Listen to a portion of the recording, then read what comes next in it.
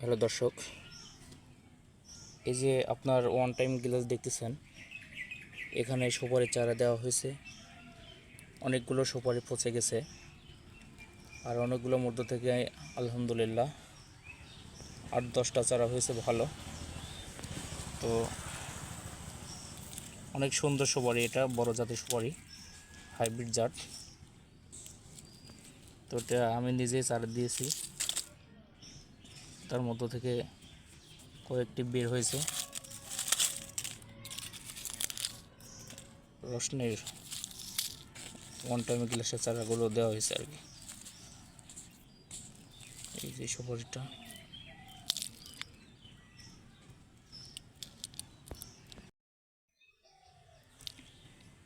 সুপারিটা পচে গেছে।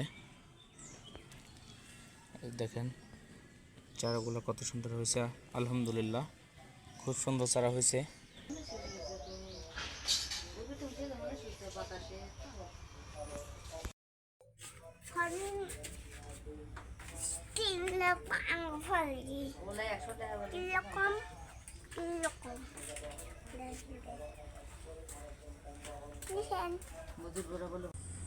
আশা করি সবাই ভালো আছেন, আল্লাহর রহমতে আমিও ভালো আছি।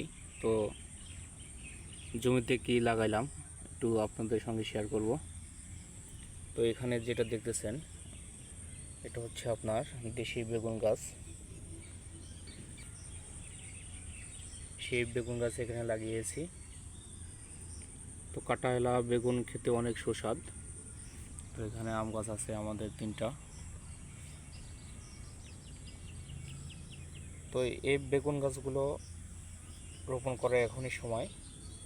আমি লাগিয়েছি আপনার এই ঝড়ের 1 সপ্তাহ আগে। বেগুন গাছে আপনার পানি পড়ছে, তো এই জন্য খুব সুন্দর হয়েছে আল্লাহর রহমতে।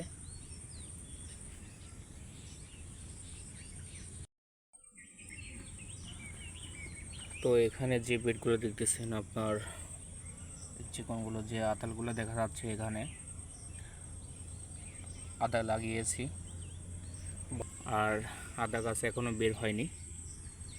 তো এখানে গত বছর মরিচ গাছ লাগিয়েছিলাম, মরিচ গতবার পাইনি আল্লাহর রহমতে।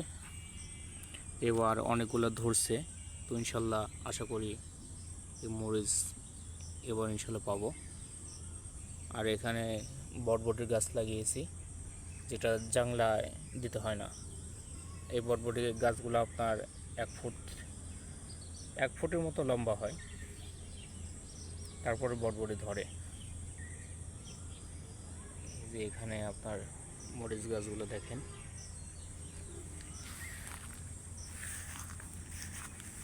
তো ইনশাল্লাহ এই যে মরিচ গাছ ধরছে, মরিচ অনেকগুলো মরিচ ধরছে। ছোট একটা গাছ,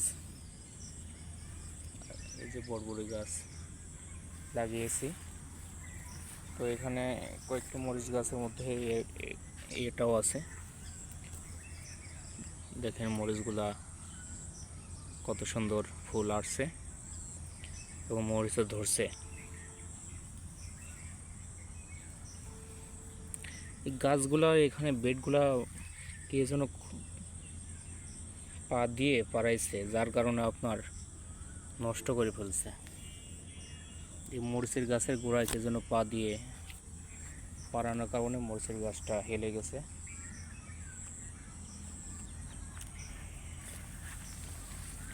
তো এখানে আছে আপনার কলমি শাক, হাইব্রিড কলমি, যেটা এখানে বেড করে লাগানো হয়েছে। এই যে সম্পূর্ণটা দেখলে বুঝতে পারবেন, এই যে পরপর কয়েকটি বেড আছে এখানে। এটাতে আছে আপনার কলমি শাক, এই যে কলমি শাকগুলা অনেক সুন্দর বের হয়েছে।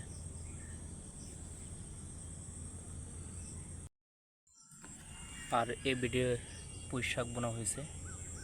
তো ইনশাল্লাহ একটা দুটো দেখা যাচ্ছে পুঁই শাক বের হয়েছে অনেক সুন্দরভাবে।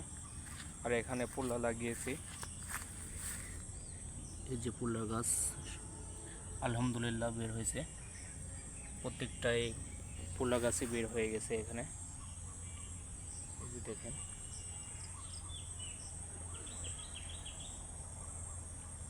অনেক সুন্দরভাবে বৃষ্টি পড়ার পর ইনশাল্লাহ বের হয়েছে। আর এখানে পোল্লা গাছ আছে, প্রত্যেকটা বেডের সম্মুখে পোল্লা গাছ লাগিয়েছি এবং ঢেঁড়স গাছ আছে। এই তো এটা হচ্ছে আপনার ঢেঁড়স গাছ। ঢেঁড়স গাছ ইনশাল্লাহ খুব সুন্দরভাবে বের হচ্ছে। তো সবাই চেষ্টা করবেন বাসায় টবে অথবা বস্তার মধ্যে মাটি দিয়ে কিছু শাকসবজি চাষ করার জন্য, তাহলে বিষমুক্ত শাকসবজি আপনারা খেতে পারবেন। আর এখানে ঘাস লাগিয়েছিলাম, কিছু অংশ ঘাস কেটে নিয়েছে আর বাকিটা আছে এখানে, এই যে ঘাস। আর গতকালকে যে ঝড় হলো, রেমাল ঝড়, তার তাণ্ডবে যে আরল গাছগুলো পড়ে গেছে, আরল গাছগুলো অনেক ক্ষয়ক্ষতি হয়েছে। দেখেন সবগুলো ক্ষয়ক্ষতি হয়েছে।